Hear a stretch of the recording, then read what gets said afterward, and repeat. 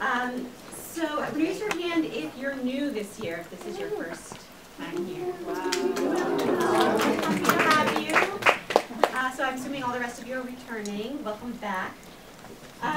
So I'm about to throw just like a ton of information your way. It will all be in the notes. It will be in the video. So yes, we will eventually take notes. Keep sending it around. Just keep it going down the aisle. One of the most important pieces of information is who is actually not here, which is Ariel, our beloved Ariel Ennis. Took another job, how dare he. He now is working doing data analysis and data gathering for all of student affairs, so he'll still be around on campus. Very much, he wanted to send along his good feelings and good wishes to you all who know him. And another exciting piece of that puzzle is that Melissa Carter joined us in January, and originally joined as a program administrator for Mindful NYU, but has just kind of revolutionized our office and transformed so much in such a short amount of time that she's now just been promoted to associate director. For those of you that know her, not a surprise at all, and you'll get a much deeper taste. That's a weird thing to say. A much more embracing welcome with Melissa in a little later. Do you want to say anything before? I'm just really honored to be here, and I want to thank you now for your service that you do for our students, and I look forward to serving alongside you. Emily is responsible for everything. So much gratitude. And Emily will also speak in just a minute about stuff you need to know about NYU's policies, particularly GSL's policies around room reservations and a few other things. And there's, if you count, there's a missing third party of GSL. We usually have four full-time staff members. And that's where we will be asking you. We're opening a position. It's a coordinator position to help coordinate details. Hi. And a lot of the like nitty-gritty logistical pieces of our office. That's what the position is about, all across Mindful and our interfaith work. And so that will also be in the notes. If you know someone who's amazing and you think they should apply, please send it on to them. Okay, so actually we're going to flip some things because Brooke is here. So we're going to talk a little bit about the structure of NYU and GSL, but we thought it was really, really important that you get exposed to two offices that are not our office that will most likely intersect with your students.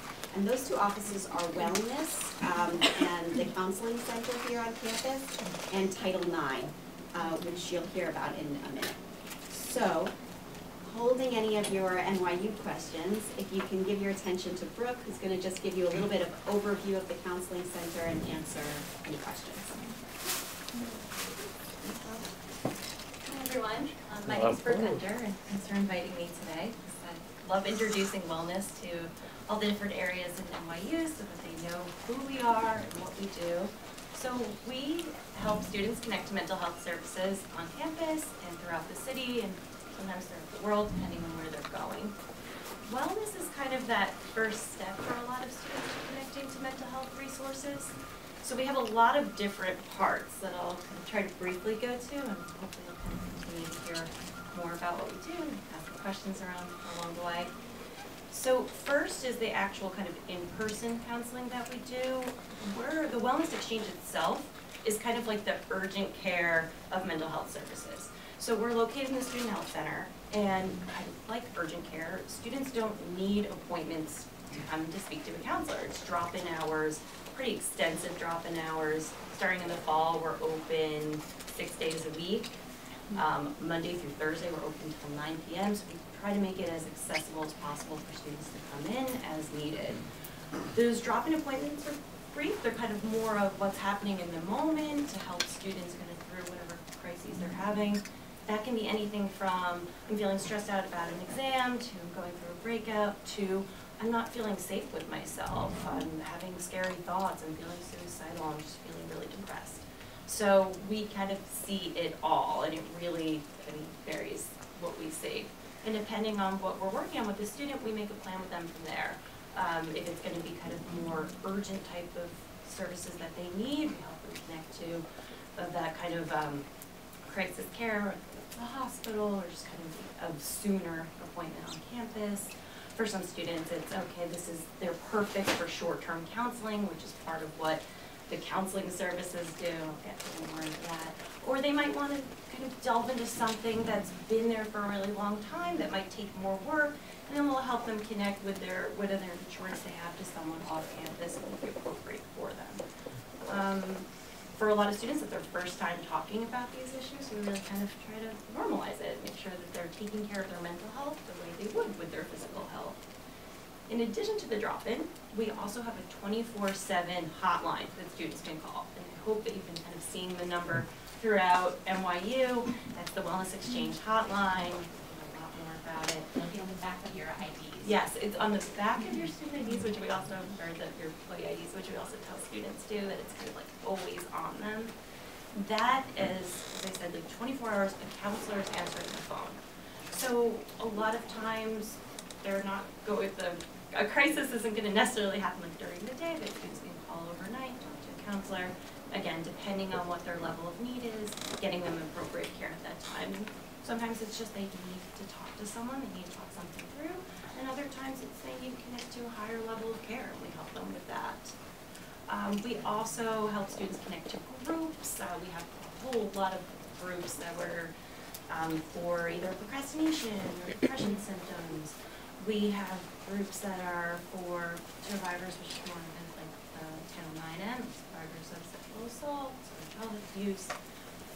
Again, to kind of normalize that these are things that people go through, we can help support each other through that. We also have the toolkits, which are kind of more of the literal like steps you can kind of take to overcome something. So that's, I mentioned procrastination, that would be kind of more of here's some steps you can actually take. It's not just a processing group. That's kind of, there's a leader facilitating, but still in a group atmosphere. We're a confidential resource, and that's really important, and I think that especially this group can understand that a lot of the things that students are coming to us about, they might have never told anyone, or they don't want to tell anyone, or they don't know how to tell anyone. And that's the resource we provide for them. So even if it is a sexual assault case, we're their confidential resource that they can talk to us all through this, so we can help them make a plan. Confidentiality, kind of like what you're, I think, familiar with. The only time, that that's breached is if it's any threat to themselves or others, and we kind of let them know that in the beginning of the session. But that really helps us be able to connect to someone who might really be hesitant to connect. A lot of times we're reaching out to students when we get concerns from the community and kind of your part in all of this. That if you are seeing a student that is struggling, telling you that they're really, for example, can't get out of bed or aren't eating, and really you feel like there could be a need for them to talk to someone about this, to actually get under those symptoms and not just kind of say like, okay, you'll get through this, but really actually get to treat it. You can bring up our services to them and bring up that it is confidential, that we're not going to share their information with anyone else. Confidentiality for you also, if any student brought up safety concerns, especially feeling suicidal, feeling like they might hurt themselves or others. Even though you're confidential, it kind of falls into the category of risk to self or others. That would be when we'd want to hear about it, because based on your experience, we want to know, is this someone who would really benefit from talking to us? We're a resource for you. If you're not sure, kind of saying, I don't know, this student said this and I'm not really sure what to do with this, you can call our 24-hour hotline, so that way we can talk you through that to kind of say, yeah, this sounds like someone who would be perfect for our services, or at least even guide you to having that conversation, because that can be sometimes feel awkward or feel like I don't know how to bring that up and to help you with that. Sometimes we have people from the Chaplains Circle bring students over and say, this student right now, I don't feel comfortable with them going out and doing their regular routine, or they're not doing their regular routine. That's a great time to bring someone in to come and see us. kind of going through this pretty fast, but because we really do have so many services. I want to make sure that we have time to answer your questions. The only other part that I wanted to bring up is that wellness exchanges for those kind of walk-in, brief assessments, that if a student does want to connect to short-term counseling, we help them, and that's the other part of counseling and wellness. We have a number of counselors that can see students for usually up to like 10 sessions, but it kind of depends on what they're working on. And then we also help for those longer term assessments. It's a lot of information. I want to hear from you. Yeah, for students that live in Brooklyn and go to Tandon, do you have an office there? Yes, thank you for bringing that. Great. We actually have 2 locations. So we're located at the Student Health Center at Washington Square at 726 Broadway. And then we also have an office at 6 Metro Tech. Same thing, there's walk-in hours there.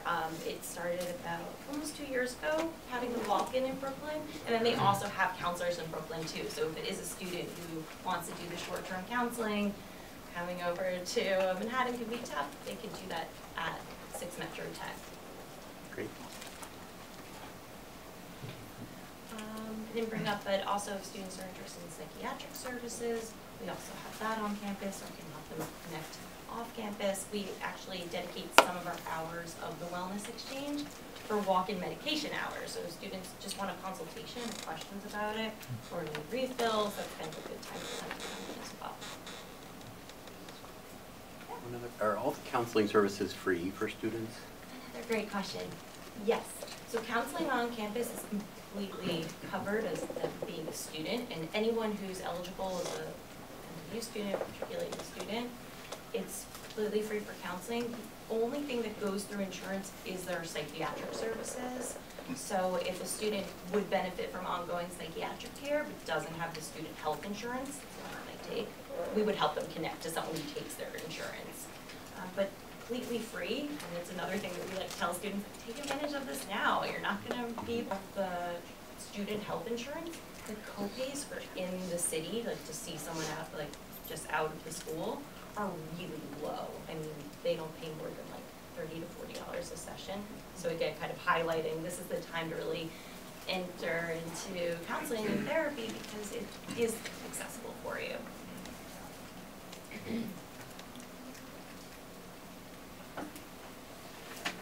Thank you Of so course. much. You'll hear a lot more about it.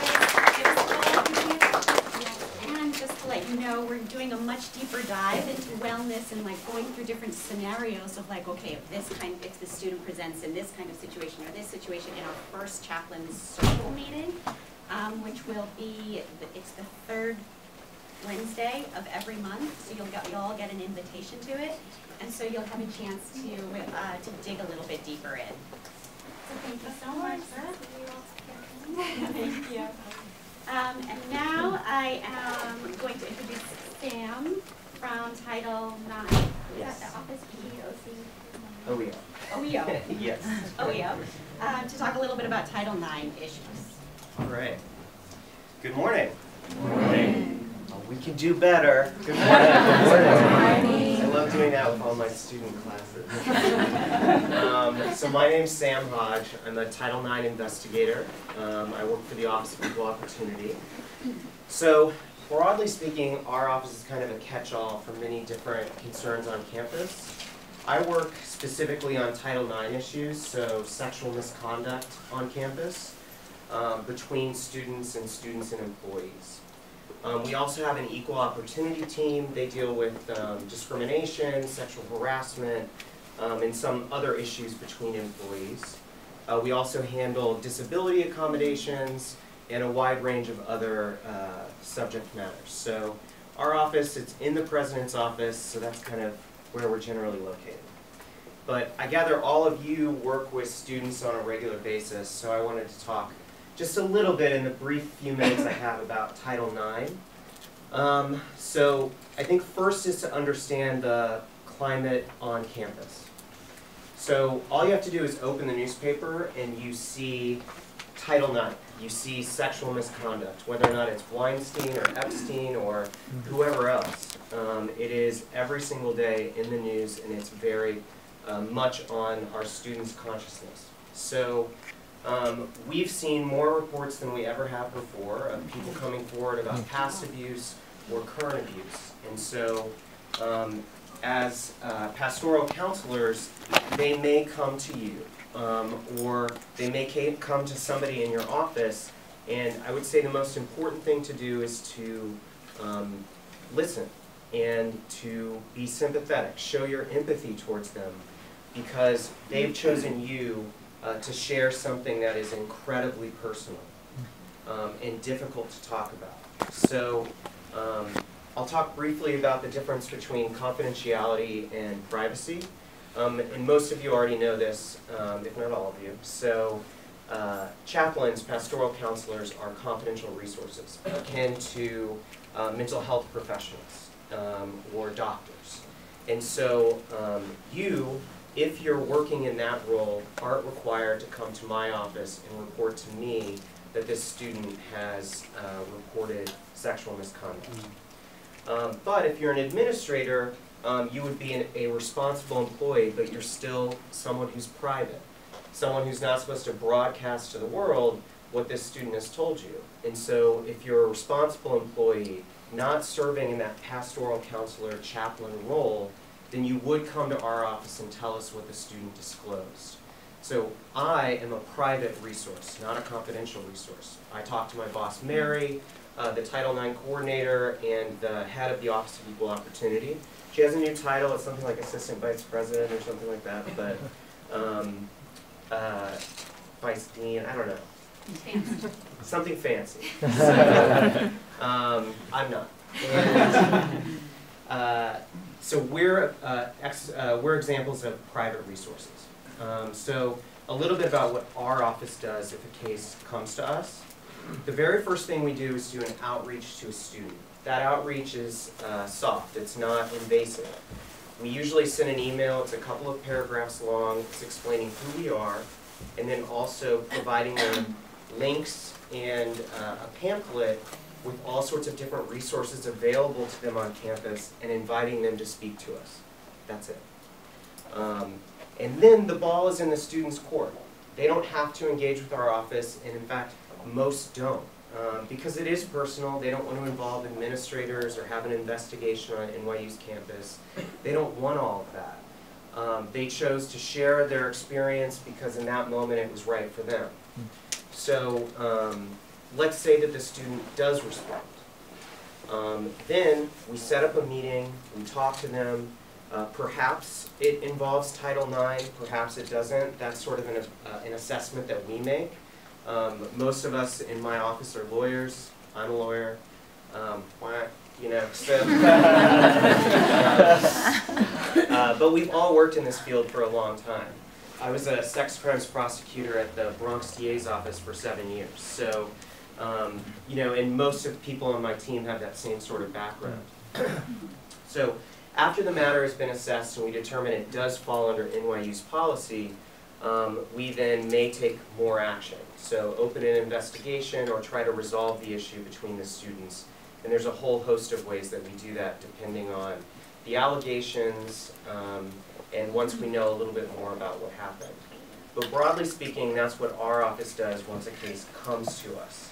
But overwhelmingly, we're just referring students to resources. We're referring them oftentimes to you.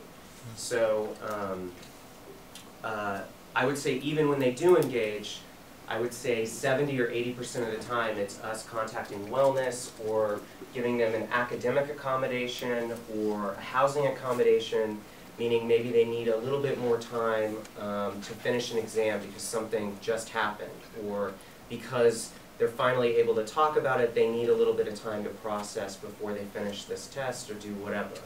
In housing, maybe the person that is involved in the allegation lives on the same floor in the same building, they don't feel safe and they want to switch to a different dormitory.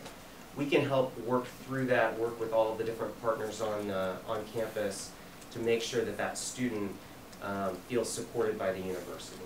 And so that is our primary goal. And I would say that's the bulk of our job, with the investigations maybe taking up a lot of our time, but in our actual interactions with students, it's a fairly small number. So that kind of is a nutshell of what our team does when we get a complaint and how we handle it from there. Either the student doesn't respond, or if they do, it can go in many different directions. I don't know, is there anything else specific that you all have questions about our office? Because normally I would talk to you for like an hour and a half about sexual misconduct on campus and our policy and everything else, but we only have a few minutes today. We might, and we're hoping to schedule that deeper dive also for a future chaplain circle meeting. Yeah, and I might be here for that. So. But does anybody have any questions? Yeah. I think just the question that I think is always on everyone's mind is like, when are we required to report or not? And I think you covered that, but just for clarity's sake, can we repeat, like, we're not required to report. We are a confidential resource, right? We're not required to report unless they're coming to us as an NYU employee and not in a pastoral role. Is that? Yes. So I'll just kind of take one step back. The overarching idea is that once the university is put on notice that sexual misconduct has taken place, we are required under the law to take action. And so, how are we on notice? Every single employee on NYU's campus is a responsible employee, meaning that if they know of something, then the university as a whole knows it, the entire entity knows it, and so we have to take action. And so our office does that through a variety of means by doing that outreach, connecting them to resources, meeting our legal obligations. However, there are exceptions to that responsible employee rule. There are confidential resources on campus that are that exception. So if a student goes to a wellness counselor or a pastoral counselor, then that conversation has a different flavor. And now you do not have to put the university, you're not technically, the university is not technically on notice because they're having a confidential conversation with one of those categories of people who are an exception to that rule. Everybody follow me so far? Sure.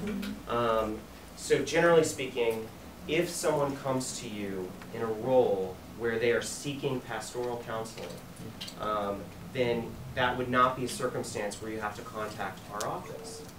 If it's ambiguous, I would say you can talk to your leaders and have a conversation with Mary Signor, my boss, or someone else on the Title IX team, and we can figure out what best way to respond. And sometimes it is ambiguous. I recently did a training where it involved a pastoral counselor, and they came to that person, but it was almost as if it was because they were an administrator, even though they had also received pastoral counseling from that person. So it was complicated, and they reached out to us, and we took care of it from there. Because at the end of the day, we're talking about an email, but we also don't want to violate that trust that's built between a counselor and a student. But if you're in your role as a pastoral counselor, that is a confidential conversation. There are exceptions to that as well. I mean, if there is a risk of someone's life, or they're in imminent danger, that would break the veil of confidence as well, because you're concerned for that person's well-being or the well-being of another person. So, those are broadly speaking some of the categories or some of the exceptions. Yeah. Other campuses sort of have an online sexual harassment training that every employee. Yeah. I don't know if it's required for that. If you don't get an email about it, then I guess not. But it's required for all of us. But it wouldn't be a bad idea. Yeah. Yeah, but I'll talk to our program manager and I'll see, because she's the person to really answer all the questions about who gets what trainings. Yeah. So, but I'll follow up. Yeah. I know from the Bronfman Center that anyone who's not a full-time NYU employee is not required and also doesn't currently have access. But yeah, I did request access for anyone who works with us, even as an intern, anyone who's an adult dealing with students. And so you can request for everyone here to have access to it. I would assume that the department would say yes. Yeah. Great. Great. Thanks. Any other questions? Yeah. Given that it's difficult to share for international student community, are there additional resources with like interpretation or cultural awareness? I'm not sure I understand the question. Could you? Yeah, so if rephrase an it? Yeah. international student Uh-huh. finds it difficult to express deeper what happened, are there interpreters are available? I'm not sure on that. I know that NYU has access to, because we've used interpreters before when we've gotten, screenshots of messages or something that might be relevant to an investigation to translate them. So I assume those services exist, but I am not familiar with it. But as an aside, I know interpreters also have their own ethical code for things that they interpret are to stay confidential or private. So at least that's what I did in point. So I'm just wondering, Yeah. if, based on that question, if the Wellness Center has other language resources that could be involved. I think that they do. Yeah. I feel like I've talked to Christine Janik, who used to be over in Wellness before, about that. But again, these are questions that I don't know for sure the answer, and Wellness Center, I'm sure, would be better suited to answer it, but I'll follow up as well. Any other questions? Oh, one other point about international students. So we also have all sorts of different services that we refer to students to if they're at an international site. And we also refer students sometimes to outside counselors, which may also help if there's a language barrier as well. So we do that not regularly, but semi-regularly with students when we feel like there's a certain need that needs to be met. The Wellness Center, in conjunction with our office, may be able to refer somebody to a better equipped outside source. Yeah? If something happened on a campus in another country, is the procedure the same as what you're telling us in those countries? Or is it varying depending on the country? So are you asking whether or not reporting, and then also how you respond to the reporting? So NYU does what it does primarily based on federal law, but then we also passed a state law that was a little bit more expansive than what is required under federal law. And so that's what NYU does, and then that policy applies to all of NYU's global sites as well. So we're doing the same thing in Abu Dhabi, the same thing in Shanghai, etc. If you're talking about a university unaffiliated with NYU, like Columbia, they do things a little bit different, but they have their own legal requirements as well. An international college, I'm not sure. But the important thing to note is, if we're aware that an NYU student is involved, then that would be something that you want to bring to our attention if it doesn't fall in the realm of a confidential conversation. Any other questions? All right. Well, maybe if you do, they'll be answered in a longer training.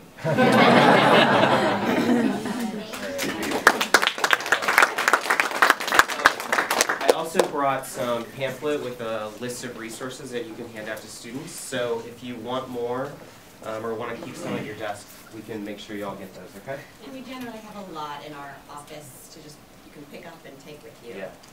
So do you want these? Sure, yeah. Okay. Thank you so much. All right. You all have a good day. Okay, so now you've heard about some other important offices. Let's do a little bit of Global Spiritual Life. So Global Spiritual Life is housed under Student Affairs, and we reformulated our mission this summer because we've actually been charged by the university in this incredible amount of zest and energy in this direction to build this sense of belonging and a beloved community here at NYU. Kevin, since you're so close, do you mind reading that out loud, our new mission? Sure.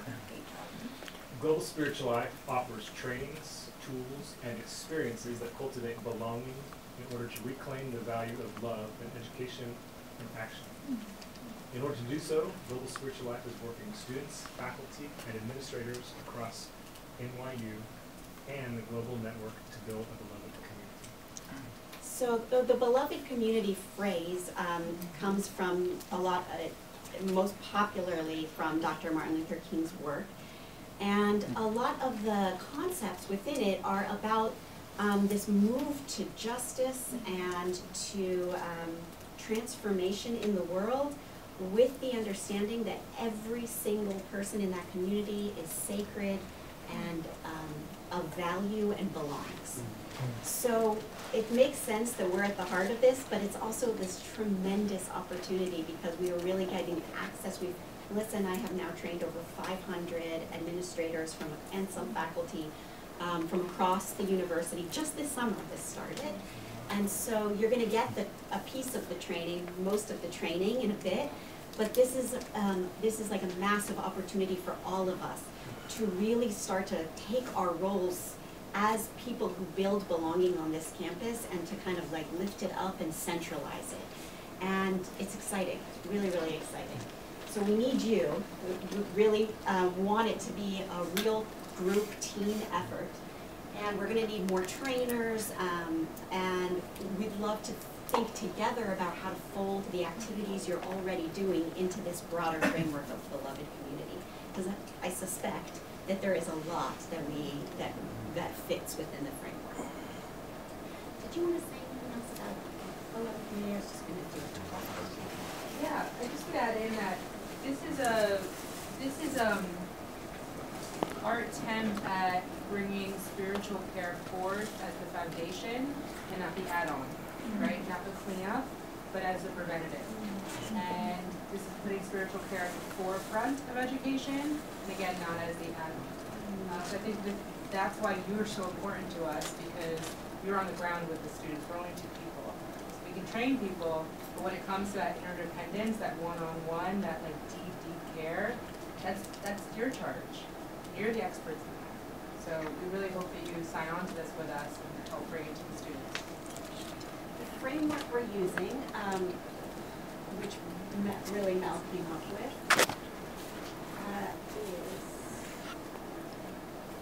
is this 3-part framework. I belong, you belong, we belong. So I belong is that internal, who am I?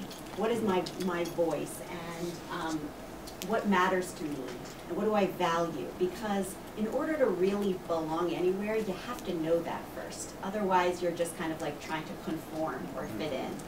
And so that's I belong, and a lot of our programming, kind of mindfulness programming, fits underneath that umbrella. The you belong is the interpersonal.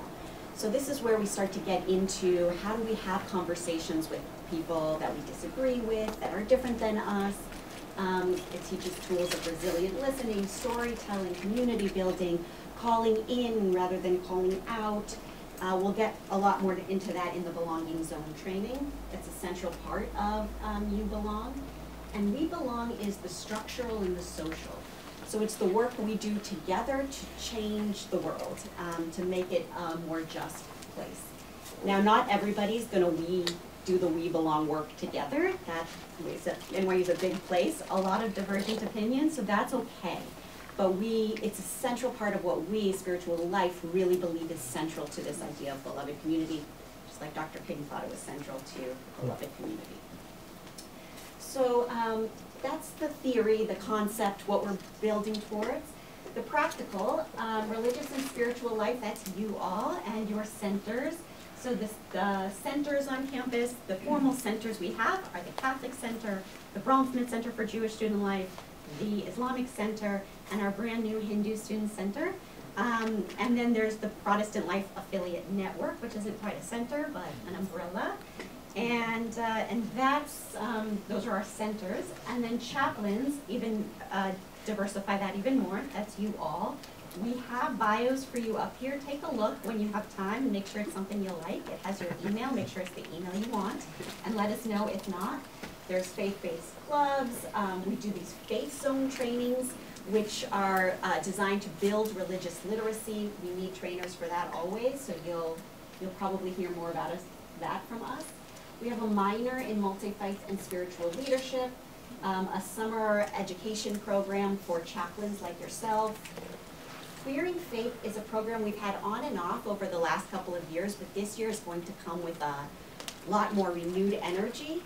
If you want to be involved, if you want to learn how you can be a LGBTQ plus affirming chaplain, please be in touch and we'll give you an email that you can respond to be listed as an LGBTQ affirming chaplain for students that are seeking those resources. It's a very specific charge, and so you have to make sure it aligns with what your beliefs are. But we are really hoping to expand and grow this Queering Faith program for students who are hungry for it and looking for community that affirms who they are in totality of who they are. The Multi-Faith Advisory Council is our student group from all different faith backgrounds that does incredible work in the community. You'll probably meet some of those members over the course of the year. They're amazing. Some of them probably come from your groups and clubs. And we have an EDD, first in the country, with a track in higher education for campus religious. Okay, so IDs.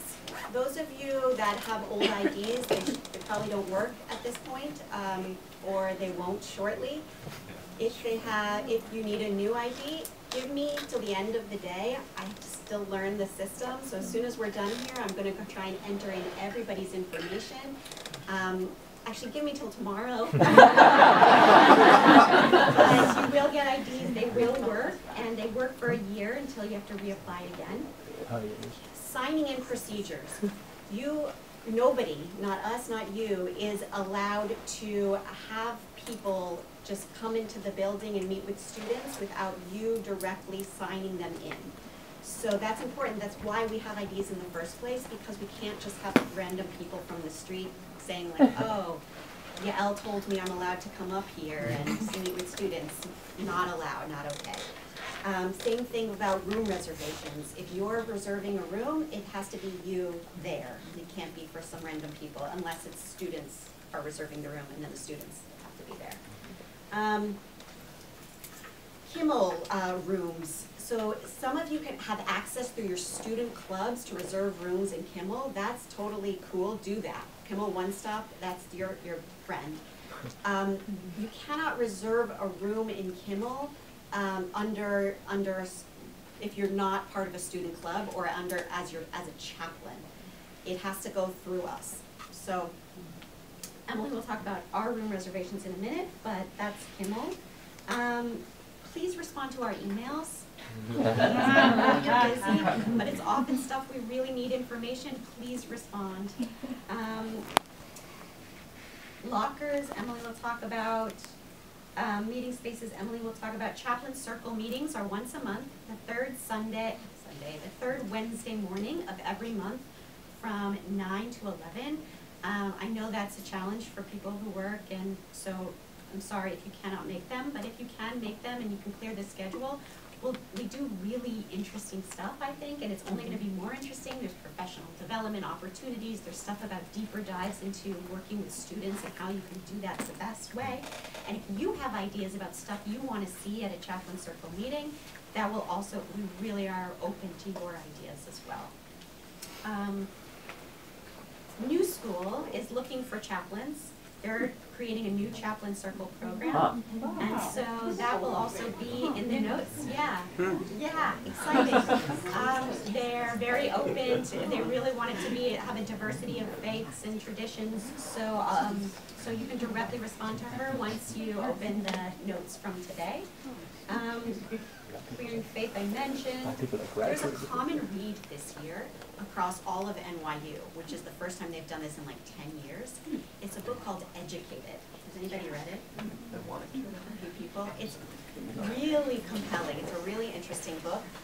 The reason I'm particularly mentioning it here is because the woman who wrote it was raised in a very, very fringe part of LDS, or the Mormon church, not like the mainstream Mormon church, but a very fringe part. And So, and she leaves it in a kind of very dramatic and intense way. And she prefaces the book by saying, like, this is not about Mormons. There are, like, wonderful and bad people in every religious tradition, and this is not what this is about. But, you know, you could see how maybe some people might have feelings about it, or about maybe it being read onto all religion. And so it's worth, I suggest reading it, and we have a few copies here. First come, first serve, I'm sorry, they only gave us a few copies, but they have like 100 copies reserved at the library as well. You can take them out for free when you have your IDs. So, just wanted to mention that. If you want to do programs or mention it in your Welcome Week programs, it's not a bad idea. Everybody supposedly read it. And T-shirts. You will get T-shirts. Oh yes. Sorry, that just came up when you were talking about the library. We don't have like checkout privileges at the library, do we? I don't know. I think we don't, because I feel like Chaplain Smalls talks about it a lot. We could get in, but No, it's. I wanted to clarify just to make sure that. I don't know. Yeah. I'm pretty sure. So you don't, but if there's something that you're doing for students, like there's like you need certain resources for students, and you're doing like some kind of research, or you can contact us and you can work with someone at the library to get you access for that type of thing, to those resources. Cool. I did it for one person. I don't know. You're gonna get a flood of emails. And last thing, similarly to the LGBTQ plus affirming chaplains, we're creating a list of global chaplains that want to or are working at the different sites. So if that's you, there'll also be a place for you to respond to that in the notes, and or somebody from your team that wants to be listed as a global chaplain, so that when students are abroad, they know you're the person to reach out to. And we get T-shirts this year. You all get a T-shirt.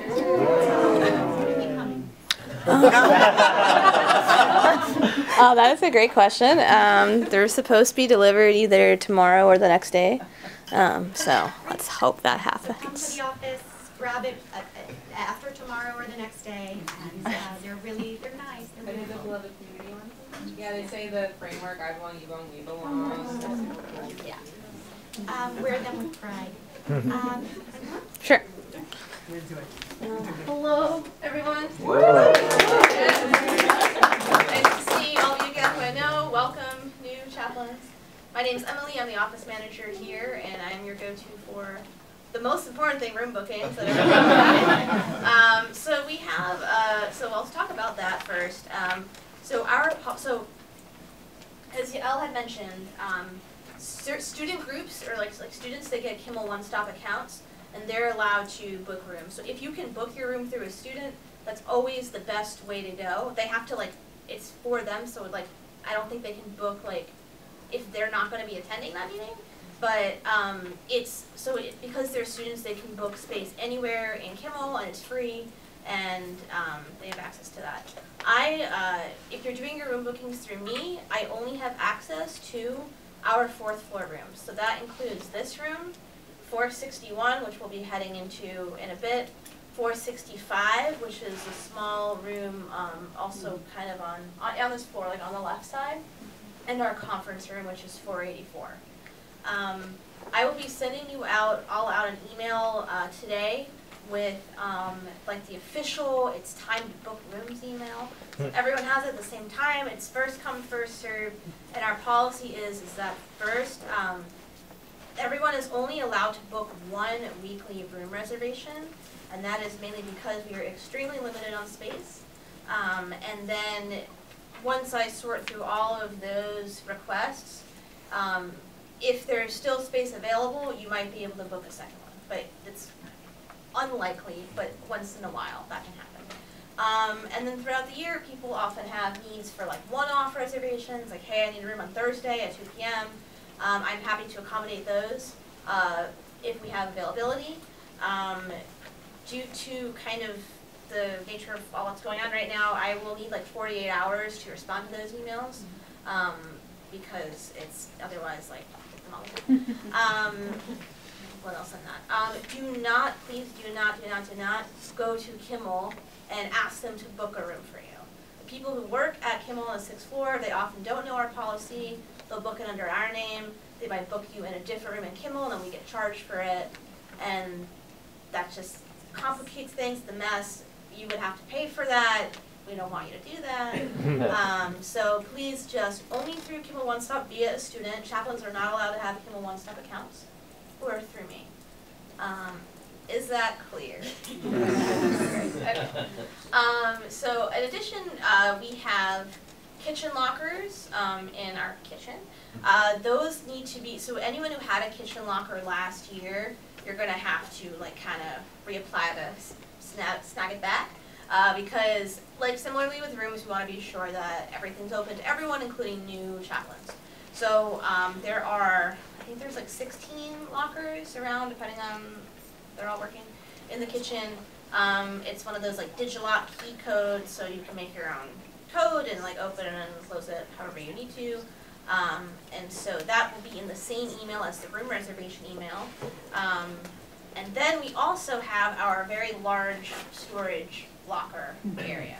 And so there are, there is, like the IC has a locker, we have a locker, and then there's two like Islamic Center. Islamic Center, sorry.